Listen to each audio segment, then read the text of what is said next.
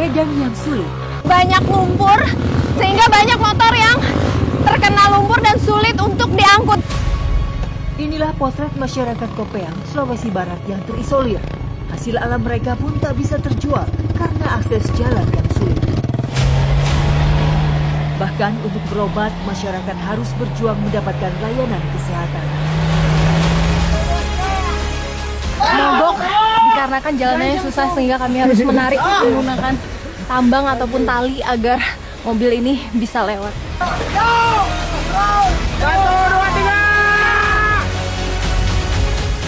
Garis kemiskinan seolah tak mau pergi dari kehidupan warga. Nak, hati-hati, nanti jatuh tuh. Seperti apa secerca harapan bagi warga? Saksikan sesaat lagi di Indonesiaku.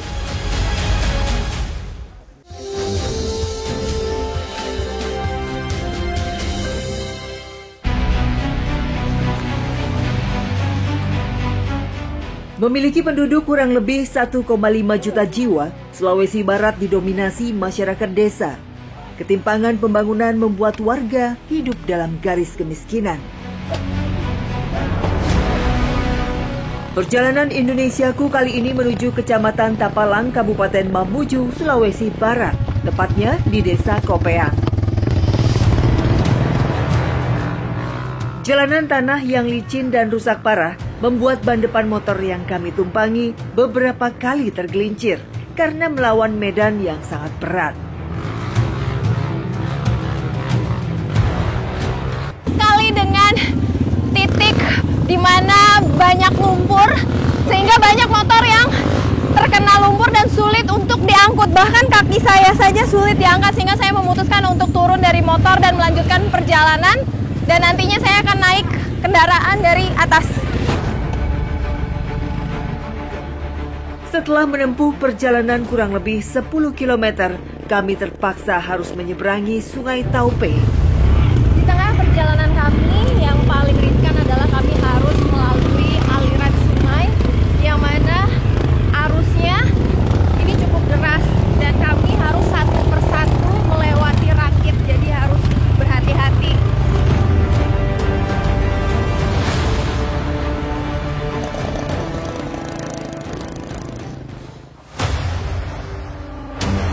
Desa Kopeang terletak di ketinggian kurang lebih 700 hingga 1000 meter di atas permukaan laut. Memiliki warga kurang lebih 1000 jiwa. Dengan mata pencaharian sebagian besar sebagai petani. Hidup dalam kemiskinan, warga Desa Kopeang terus berjuang agar dapat memenuhi kebutuhan pangan keluarga. Salah satunya memanfaatkan sagu. Menuju ke tempat pembuatan sagu kurang lebih 2 km dari pemukiman, melewati sawah dan jalan yang sempit. Kami pun harus fokus saat berjalan agar tidak terpeleset. Dalam perjalanan kami, di sini kami harus menyusuri sisi sungai dan ditambah juga kami melewati tebing yang mana ini jalannya cuma setapak aja. Jadi harus berhati-hati banget karena di sini cuma ada pegangan pipa untuk menghindari kami terjatuh. Ayo, Bu. Dan inilah kebun rumbia. Biasa warga menyebut pohon sagu milik Pak Ali Munding. Usia panen pohon sagu berkisar 6-7 tahun. Ayunan kampak yang tajam terus menghantam pohon rumbia.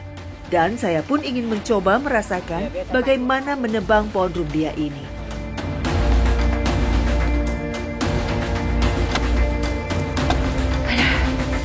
Mungkin kalau misalnya dilihat sekilas, pohon sagu ini terlihat lunak ya, apalagi kan isinya tuh sagu dari tepung-tepungan. Tapi kalau saya cobain ternyata keras banget, bahkan perlu tenaga yang cukup kuat. Tak butuh waktu lama untuk menebang pohon rumbia, hanya kurang lebih 10 menit.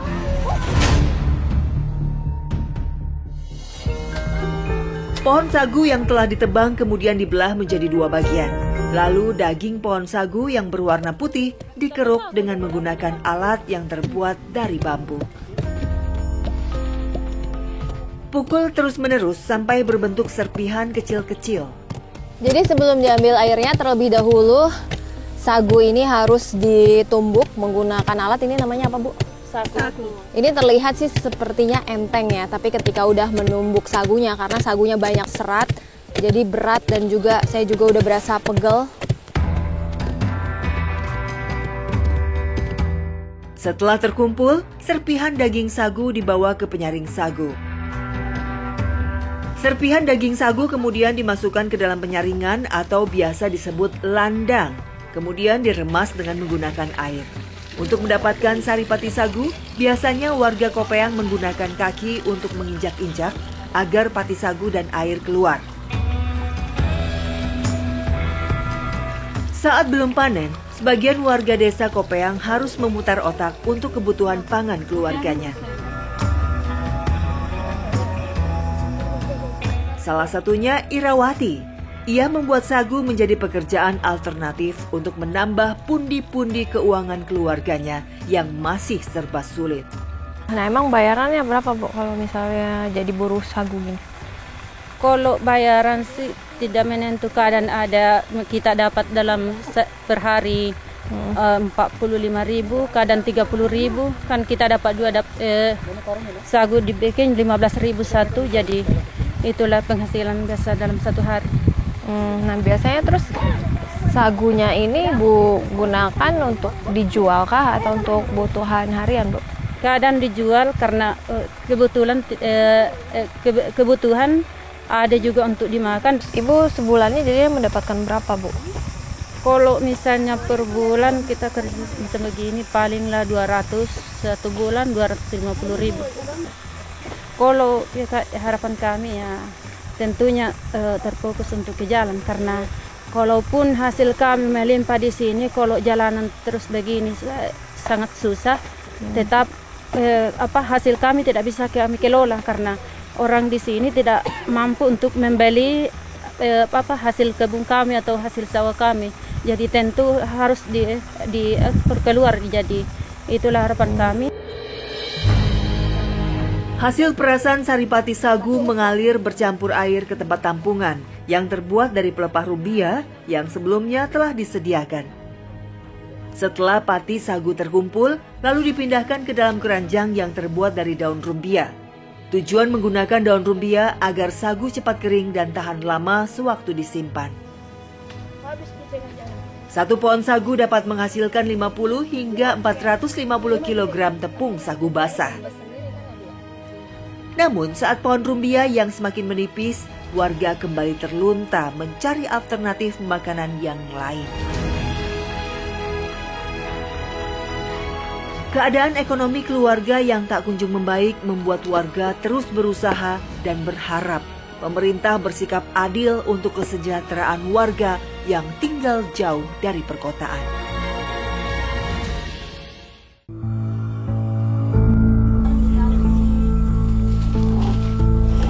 Kondisi ekonomi keluarga yang masih serba sulit mengolah sagu menjadi makanan menjadi salah satu cara untuk pemenuhan kebutuhan perut mereka. Keterbatasan bumbu dapur membuat warga sering membuat olahan yang sederhana, salah satunya pembuatan dange.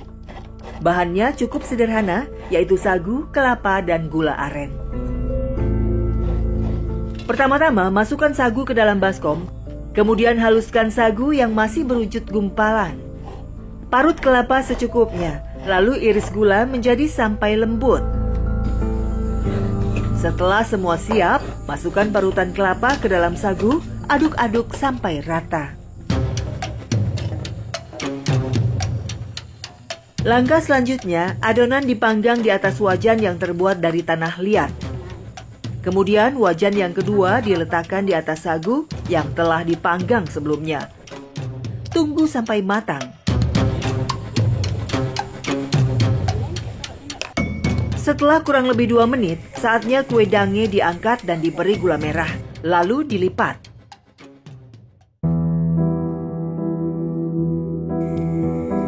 Penghasilan yang tak menentu kerap membuat warga desa Kopeang memanfaatkan apa saja yang ada di hutan maupun di kebun.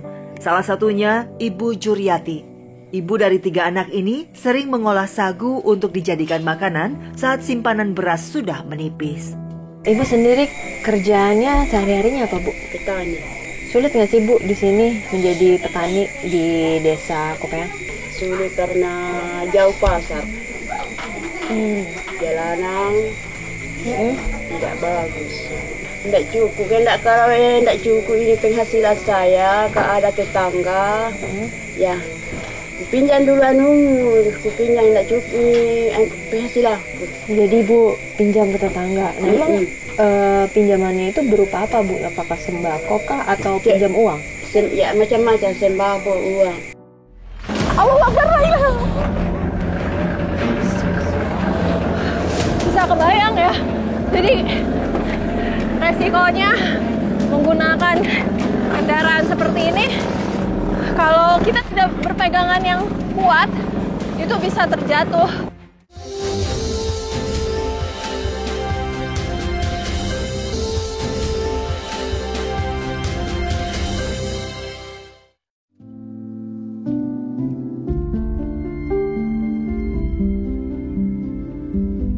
Memiliki wilayah yang subur, tapi warga desa Paminggalan jauh dari hidup makmur. Banyaknya pohon aren membuat warga banyak menggantungkan hidupnya dengan memproduksi gula aren. Maka tak heran, desa Paminggalan menjadi salah satu sentra pembuatan gula aren terbesar di Sulawesi Barat. Sekarang saya akan menuju ke pohon aren untuk mengambil air nira bersama keluarganya Adelisma. Kamu biasa lewat sini? Iya biasa. Terus biasa bantu ibu juga? Iya biasa.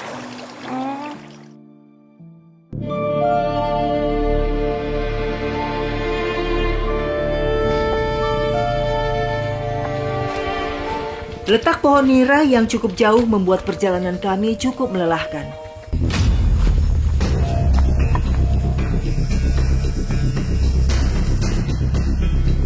Setelah berjalan kurang lebih 30 menit, akhirnya kami sampai di kebun nira. Ikatnya biasa? Melihat pekerjaan ibunya yang setiap hari menantang bahaya, Lisma pun tergerak hatinya untuk membantu orang tuanya dengan memanjat pohon nira sepulang sekolah. Lisna, hati-hati, nanti jatuh itu. Nira disadap setiap 12 jam sekali, pagi dan sore. Tanpa kenal takut, Lisma menyadap nira dengan terlebih dahulu menurunkan timbo atau bambu berisi air nira yang telah dipasang sebelumnya.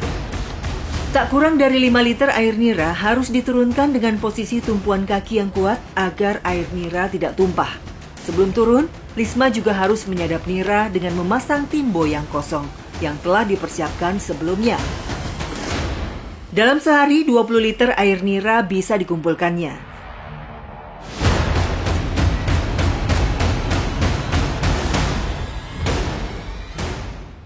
Lisma takut nggak di atas? Kakak lihatnya serem tinggi. Tidak, karena udah biasa waktu kecil bantu mama. Dari kapan emang Lisma bisa manjat? Masih kelas 4. 4 SD? Iya. Kenapa emang mau bantu mama? Karena kasihan mama, karena bapak saya sakit. Susah nggak sih kalau naik ke atas tuh? Tidak, karena udah biasa. Sakit nggak kakinya? Tidak.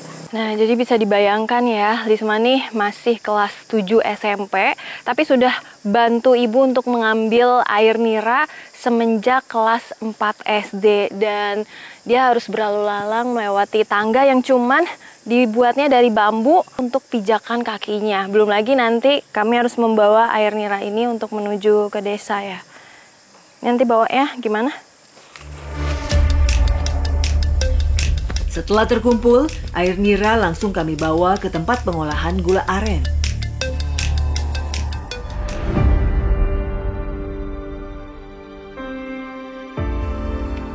Di gubuk kecil inilah, air nira dimasukkan ke wajan besar, lalu disaring untuk dibersihkan dari kotoran.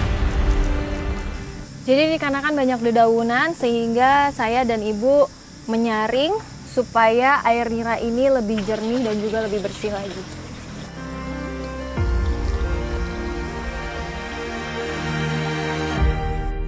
Setelah mendidih, kemudian timbo kami bilas dengan air nira yang panas.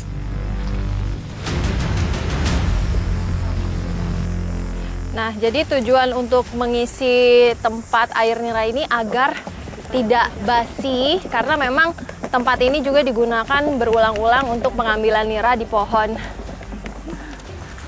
aren.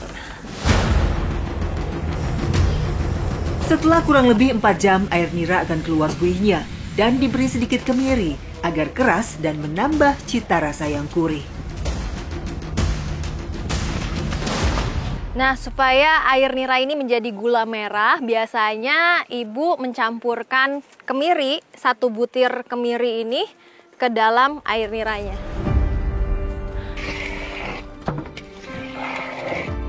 Proses pembuatan gula aren butuh waktu lebih dari 5 jam. Lebih 5 menit sebelum dicetak, gula aren harus terus diaduk-aduk agar terkena angin dan cepat mengering. Ketika air nira ini sudah mulai matang, biasanya ditandai dengan kerak-kerak gula yang sudah menempel di wadah panci, dan kemudian ini harus segera diangkat karena kalau enggak nanti kering.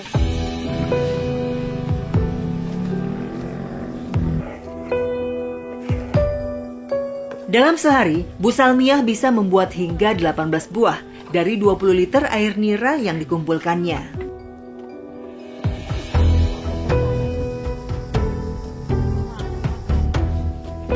Setelah mengeras, gula aren lalu dibungkus dengan daun pisang yang sudah kering, agar gula tidak lembab dan tidak mudah lumer hingga saat disimpan akan bertahan lebih lama. 1 bungkus berisi 2 buah gula aren. Ibu pernah dapat bantuan nggak, Bu? Tidak pernah, Kak. Sama sekali? Iya. Kayak bantuan langsung tunai, sembako? Tidak ada sembako juga. Tidak pernah, Kak, di sembako. Tapi kalau tetangga lain suka dapat? Iya, dapat. Tetanggaku juga di sana dapat juga. Ya, walaupun Ibu tidak bisa berkata-kata, tapi sebenarnya Ibu mempunyai hak untuk mendapatkan bantuan. Apalagi juga memang rata-rata warga yang ada di sini itu merupakan warga yang kurang mampu ataupun penghasilannya juga masih di bawah rata-rata. Bahkan Ibu saja sebulan hanya mendapatkan Rp300.000. Sedangkan untuk gaji ataupun pendapatan Rp300.000 itu sudah masuk ke dalam kategori bantuan, baik bantuan langsung tunai ataupun bantuan sembako. Tapi Ibu di sini sama sekali belum mendapatkan. Artinya di sini masih banyak masyarakat yang belum sejahtera dan juga belum mendapatkan keadilan tepatnya. Hanya mengandalkan penghasilan dari gula aren saja tentulah tidak cukup. Pekerjaan apa saja dilakoninya. Ibu dari 3 anak ini hanya bisa berharap campur tangan pemerintah agar bisa hidup lebih sejahtera.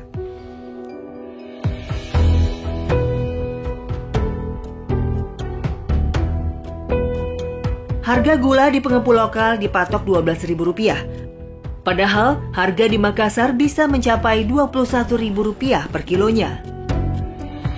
Infrastruktur jalan yang sulit membuat transportasi angkut hasil bumi warga menjadi mahal, sehingga mereka pasrah dengan harga yang ditetapkan pengepul lokal.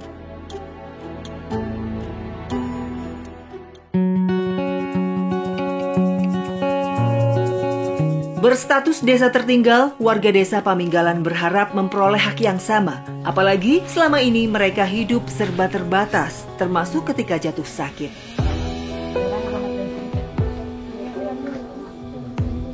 Fasilitas kesehatan di puskesmas pembantu kurang memadai, sehingga pasien dengan keluhan berat harus dilarikan ke puskesmas. Ya, jadi salah satu pasien yang sedang sakit saat ini yaitu mengalami pendarahan yang lumayan banyak sejak tadi pagi. Namun karena fasilitas kendaraannya baru ada di siang ini, sehingga kami harus langsung segera membawa ke puskesmas terdekat untuk ditangani lebih lanjut.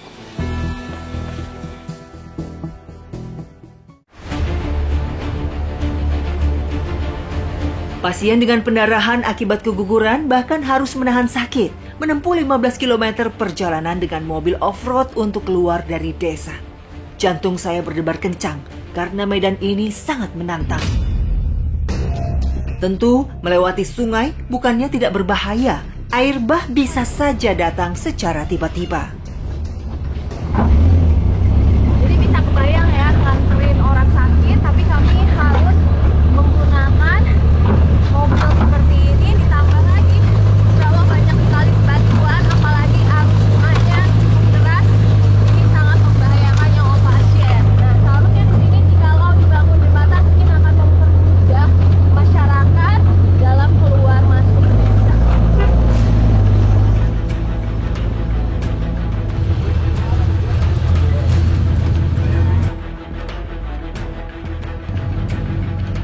Melalui jalan tanah yang licin dan lembek bekas guyuran air hujan, membuat ban mobil off-road sering slip dan terpleset di antara lumpur.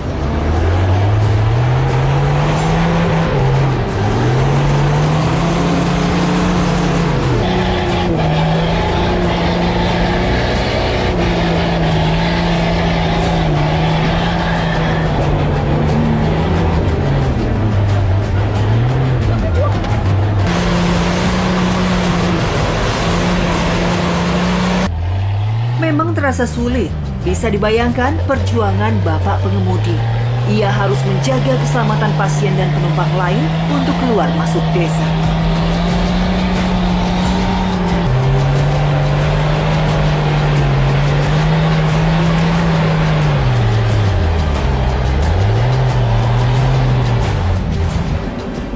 Mbak, ini kalau penanganan biasanya warga yang lagi sakit memang seperti ini atau bagaimana? Ya kalau di Pamengkalan itu penanganannya cuma di pus, baru dirujuk ke puskesmas. Karena alat di atas kan terbatas. Tapi selalu diantar gini kalau memang butuh penanganan. Iya, kadang kalau hardlocknya rusak ya ditandu. Nah, tapi kalau misalnya dari Allah Akbar, bisa kebayang ya. Jadi resikonya menggunakan kendaraan seperti ini, kalau kita tidak berpegangan yang kuat, itu bisa terjatuh. Apalagi orang yang sakit. Setelah menempuh kurang lebih setengah perjalanan dengan waktu tempuh kurang lebih 2 jam, kendaraan yang kami tumpangi mogok di tengah jalan. Kami pun harus turun untuk menarik dan mendorong agar bisa dilalui kendaraan lain.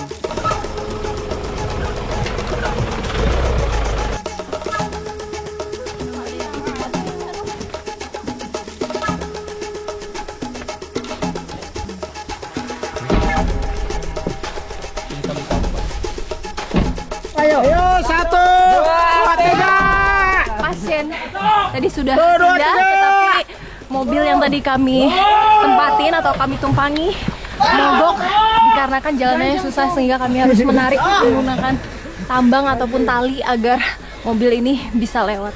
Ayo Pak, lagi Pak. Ya, yuk. 1, 2, 3. 1, 2, 3. 2, 3. Gajah tuh. Yuk. Terus. Lagi.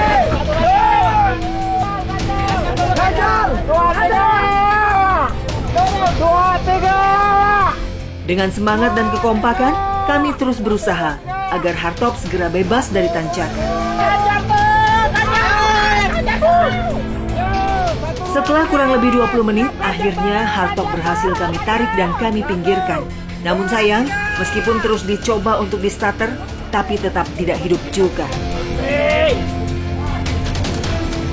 Jadi meskipun mobil ini sudah kami coba untuk ditarik, namun menjadi penghalang untuk kendaraan yang lainnya, di mana isinya adalah pasien yang akan menuju ke puskesmas terdekat, sehingga keluarga pasien memutuskan untuk meneruskan perjalanan menggunakan kendaraan bermotor.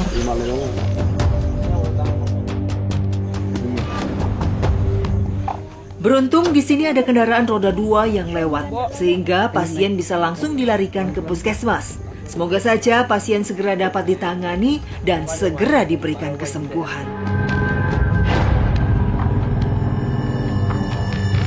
Ironis sekali jika dibandingkan dengan kehidupan di kota, mencari puskesmas terdekat hanya tinggal menunggu antrian saja. Tapi kalau di sini mereka harus berjuang untuk mendapati berbagai macam rintangan seperti kendaraan mogok dan juga infrastruktur jalan yang sangatlah rusak. Kemudian belum lagi mereka harus menunggu lama untuk sampai di rumah sakit ataupun puskesmas terdekat.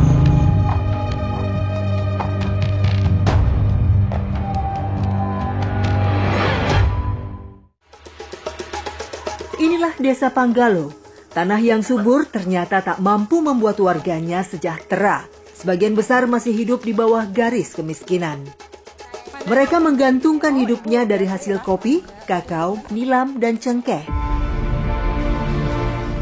Terletak di ketinggian kawasan pegunungan dengan ketinggian kurang lebih 700 meter di atas permukaan laut, membuat kopi tumbuh subur di sini. Nah, biji kopi yang saya petik ini jenisnya adalah Robusta. Kalau misalnya dibandingkan dengan Arabica, biji kopinya itu lebih tebal dan juga lebih besar. Dan ini juga cocok ditanamnya itu di atas 650 mdpl. Sulitnya ekonomi membuat para ibu buruh petik kopi harus berjuang untuk mendapatkan penghasilan lebih, membantu suaminya yang berpenghasilan serba terbatas. Salah satunya Niswati, transmigran dari Ngawi. Nah, Ibu sulit nggak sih, Bu, sebagai salah satu warga dari perpindahan transmigrasi itu, ada kesulitannya tersendiri nggak, Bu, ketika tinggal di sini? Sangat sulit, Mbak. Soalnya itu nggak sama dengan prosedur tran. Ternyata di sini setelah datang di tran itu cuma dilepas begitu aja, nggak ada binaan, nggak ada bimbingan, nggak ada perhatian. Jadi cuma hidup masing-masing aja. Kopi yang sudah dipetik segera dibawa ke tempat penjemuran. Sebelum proses pisah kulit, biji kopi terlebih dahulu dijemur agar tidak rusak saat digiling. Lamanya penjemuran kurang lebih 14 hari di bawah terik sinar matahari. Namun saat cuaca mendung bisa mencapai 30 hari. Lalu kulit dan biji kopi dipisahkan dengan mesin khusus. Setelah digiling, dari 30 kg kopi kering yang masih ada kulitnya dapat menghasilkan kurang lebih 20 kg biji kopi kupas.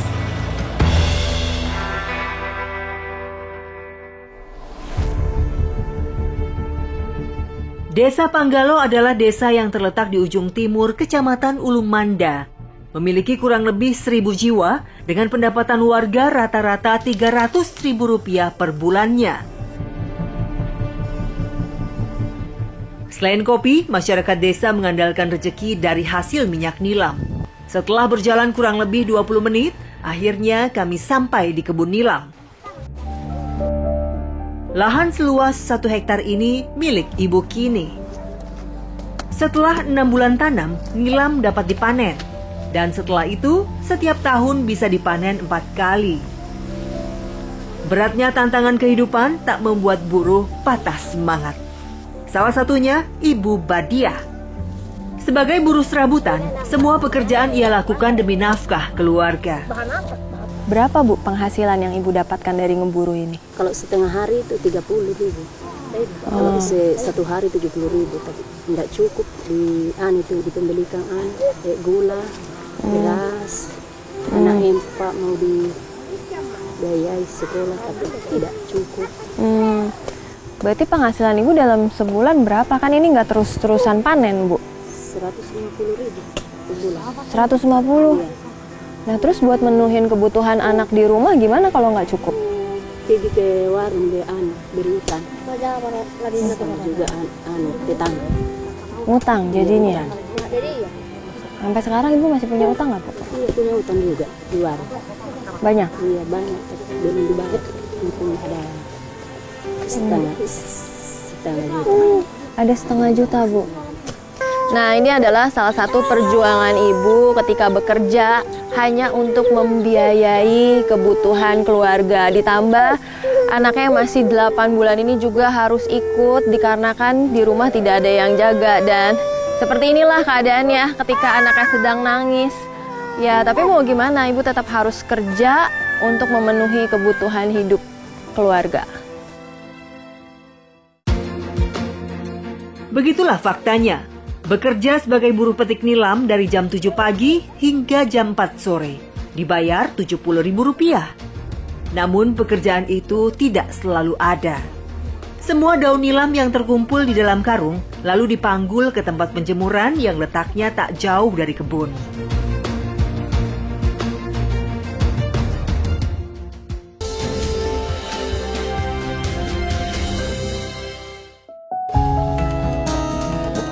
Nilam yang sudah dikeringkan sebelumnya lalu dimasukkan ke dalam kettle.